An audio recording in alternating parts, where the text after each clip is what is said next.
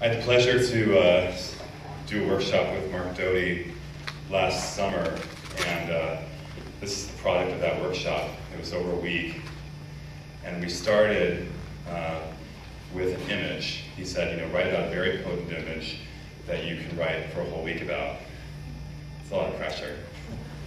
And the poet's no pressure. So I started with an image. Can you hear me okay? Mm-hmm. So I started with an image on Monday or Tuesday. And then the next day, what he said was, okay, now that you've written that poem about that image, change the point of view. So if you write it in second person, write it in first person, etc. I'd written it in you, like I often do. You X, you bad X you. And I changed it to we. So that was a big change.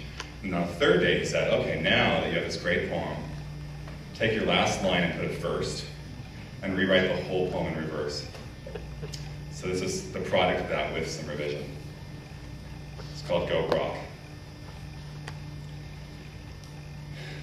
Hours ago, we walked as far west as walking would take us, faltered over basalt, soaking my sandals, your boots, to stare at starfish, some withered on crags, others shoving whatever into their white mouth bodies.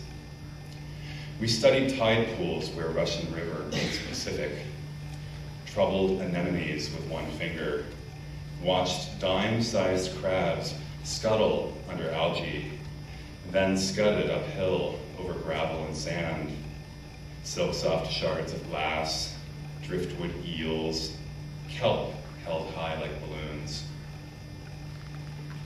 On the ridge, it looks like 6 inches from rising tide to the road that drove us here.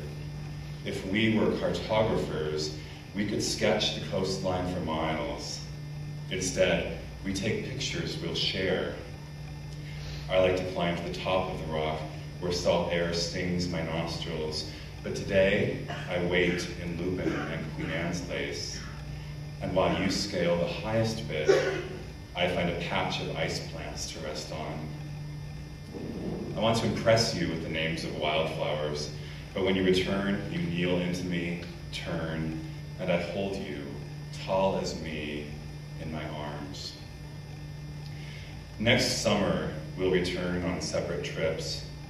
At another beach, I'll spy your new tattoo, raw anemone troubled by other hands, red sun setting under thick rope of neck.